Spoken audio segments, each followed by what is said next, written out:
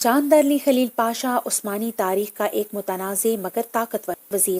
کیا آپ جانتے ہیں کہ خلافت عثمانیہ کے سب سے بااثر وزرائے اعظم میں سے ایک جاندر علی خلیل پاشا، جس نے کئی دہائیوں تک سلطنت کو سنبھالا، سلطان محمد فاتح کے حکم پر سزائے موت کا شکار ہوا.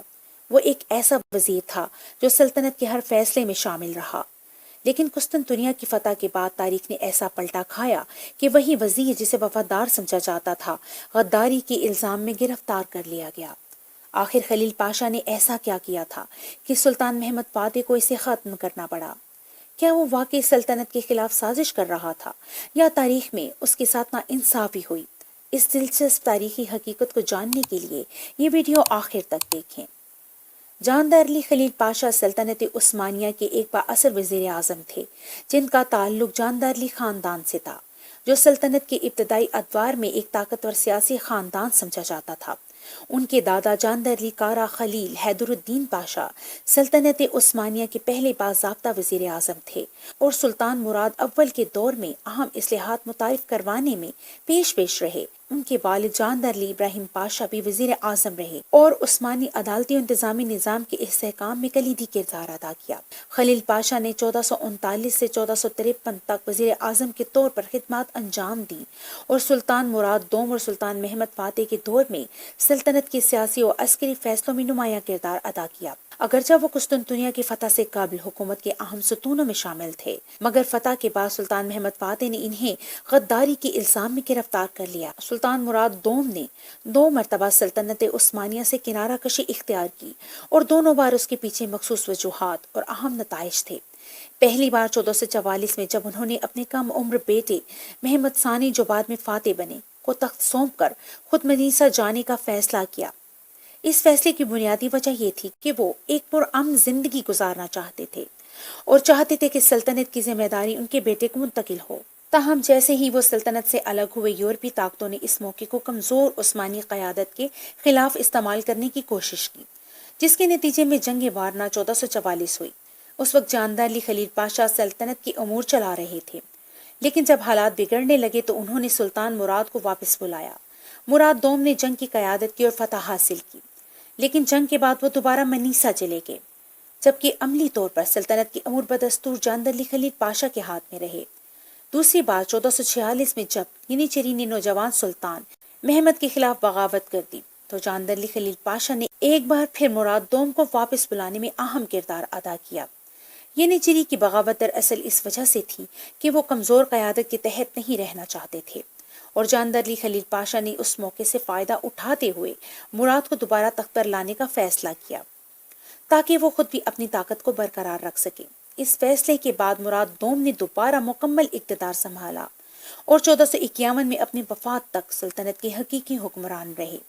جاندر علی خلیل پاشا کا کردار ان دونوں ادوار میں نہایت منافقانہ تھا. پہلی بار جب مراد نے اقتدار چھوڑا تو انہوں نے نوجوان سلطان محمد پر مکمل کنٹرول حاصل کر لیا اور خود کو سلطنت کا اصل حکمران بنا لیا. لیکن جاندر علی خلیل پاشا اس فیصلے سے خوش نہیں تھے کہ ایک کم عمر بچہ سلطنت کا اختیار سنبھالے. یہ ڈر اس وجہ سے بھی تھا کیونکہ سلیبی اور باقی ریاستیں ایک بچے کو سلطان دے کر حملہ آور ہو سکتے تھے. دوسری بار جب ینیچری نے بغاوت کی تو جاندر علی خلیل پاشا نے اپنے اختیار کو برقرار رکھنے کے لیے سلطان مراد کو واپس لانے کی سازش کی، جس کے نتیجے میں سلطان محمد کو دوبارہ معزول کر دیا گیا اور سلطان مراد نے تخت کو سنبھالا. جب 1451 میں سلطان محمد نے دوبارہ مکمل اقتدار سنبھالا تو جاندر علی خلیل پاشا نے ان کے خلاف بھی خفیہ چالیں چلی، کیونکہ وہ نہیں چاہتے تھے کہ محمد آزادانہ طور پر حکومت کرے. پاشا کے پاس حکومتی اور خصوصاً ینیچری فوج کا مکمل کنٹرول تھا. سلطنت کے وزیر کے پاس اتنا زیادہ اختیار کوئی اچھی بات نہیں تھی، کیونکہ وقت آنے پر بغاوت بھی کی جا سکتی ہے. ینیچری عام طور پر سلطان کے وفادار تھے، اگرچہ بعض اوقات وہ خود مختار رویہ بھی اختیار کر لیتے تھے. سلطان محمد یہ بات جانتے تھے اور اسی لیے جاندر علی خلیل پاشا سے انہیں خطرہ محسوس ہونے لگا، اور چونکہ 2 دفعہ انہیں جاندر علی پاشا کی وجہ سے معزول کیا جا چکا تھا، اسی لیے اب وہ محتاط ہو چکے تھے. دوسری طرف جاندر علی خلیل پاشا کی سازشیں جاری تھی. سلطان بننے کے بعد سلطان محمد نے جاندر علی خلیل پاشا کو وزیر اعظم برقرار رکھا اور یہی ظاہر کیا کہ وہ سب کچھ بھلا چکے ہیں، لیکن ان پر نظر رکھی گئی. سلطان محمد فاتح ایک انتہائی ذہین، بلند حوصلہ اور علم و جنگی حکمت عملی میں ماہر حکمران تھے۔ ان کا سب سے بڑا شوق یہی تھا کہ وہ قسطنطنیہ کو فتح کر کے نبی کریم صلی اللہ علیہ وآلہ وسلم کی پیشن گوئی کو سچ ثابت کر سکیں، جس میں آپ صلی اللہ علیہ وآلہ وسلم نے فرمایا تھا یقیناً قسطنطنیہ فتح ہوگا، اور کیا ہی بہترین ہوگا اس کا امیر، اور کیا ہی بہترین ہوگا اس کا لشکر۔ سلطان محمد بچپن ہی سے علوم دین، فلسفہ، ریاضی، عسکری حکمت عملی اور کئی زبانوں جیسے عربی، فارسی، ترکی، لاطینی اور یونانی میں مہارت رکھتے تھے۔ انہوں نے توپوں کے ذریعے جنگ میں نئی ٹیکنیک متعارف کروائی، جنہوں نے قسطنطنیہ کی ناقابل تسخیر فصیلوں کو توڑنے میں بنیادی کردار ادا کیا۔ سلطان محمد فاتح نے 53 دن کے طویل محاصرے کے بعد قسطنطنیہ کو فتح کیا۔ انہوں نے یورپی، بازنطینی اور لاطینی افواج کا مقابلہ کرتے ہوئے اپنی ذہانت اور غیر معمولی عسکری صلاحیت کا ثبوت دیا، جس نے بازنطینیوں کو حیران و پریشان کر دیا۔ انہوں نے قسطنطنیہ کو فتح کرنے کے بعد اس کا نام استنبول یعنی اسلام کا شہر رکھا۔ سلطان محمد فاتح محمد ثانی نے 21 سال کی عمر میں 1453 میں قسطنطنیہ بازنطینی دارالحکومت کو فتح کیا، جو دنیا کی سب سے زیادہ مضبوط اور ناقابل تسخیر سمجھی جانے والی فصیلوں والا شہر تھا۔ یہ فتح نہ صرف اسلامی تاریخ بلکہ عالمی عسکری اور سیاسی تاریخ کا بھی ایک اہم موڑ تھی۔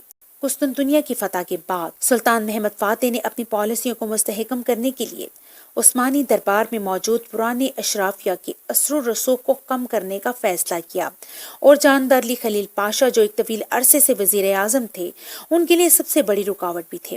خلیل پاشا ایک قدامت پسند عثمانی اشرافیہ سے تعلق رکھتے تھے، اور وہ قسطنطنیہ کی فتح کے خلاف تھے، کیونکہ وہ بازنطینی سلطنت کے ساتھ سفارتی تعلقات کو جاری رکھنا چاہتے تھے تاکہ عثمانیوں کو مغربی حملوں سے محفوظ رکھا جا سکے۔ وہ سمجھتے تھے کہ قسطنطنیہ پر حملہ کرنے سے یورپی طاقتیں عثمانیوں کے خلاف متحد ہو جائیں گی، جس سے سلطنت کو خطرہ لاحق ہو سکتا ہے۔ اس کے برعکس سلطان محمد فاتح قسطنطنیہ کو سلطنت عثمانیہ کا دارالحکومت بنا کر ایک عظیم اسلامی اور عالمی سلطنت کی بنیاد رکھنا چاہتے تھے، اور وہ کسی بھی مزاحمت کو برداشت کرنے کے لیے تیار تھے۔ خلیل پاشا نے بازنطینی شہنشاہ کے ساتھ خفیہ مذاکرات بھی کیے تاکہ محاصرے کو روکا جا سکے، اور ہر ممکن کوشش کی فتح کو روکنے کی، جسے سلطان محمد فاتح نے غداری سمجھا۔ تاریخی طور پر یہ الزام عثمانی ذرائع میں ملتا ہے، لیکن اس کا کوئی مستند ثبوت نہیں کہ انہوں نے براہ راست بازنطینی شہنشاہ کے ساتھ سازش کی تھی۔ البتہ وہ قسطنطنیہ پر حملے کے مخالف تھے اور سفارتی حل چاہتے تھے۔ 1453 میں قسطنطنیہ کی فتح کے بعد سلطان محمد فاتح کے حکم پر جاندار علی خلیل پاشا کو سزائے موت دے دی گئی۔ انہیں بدعنوانی، جنگی حکمت عملی میں کمزوری اور سلطان کے احکامات کی خلاف ورزی کے الزامات کے تحت گرفتار کر کے پھانسی دے دی گئی۔ اس اقدام کا مقصد نہ صرف سلطان کی خود مختاری کو مستحکم کرنا تھا، بلکہ عثمانی سلطنت میں روایتی اشرافیہ کی طاقت کو کمزور بھی کرنا تھا، تاکہ سلطنت کو زیادہ مرکزیت اور سلطان کے تابع بنایا جا سکے۔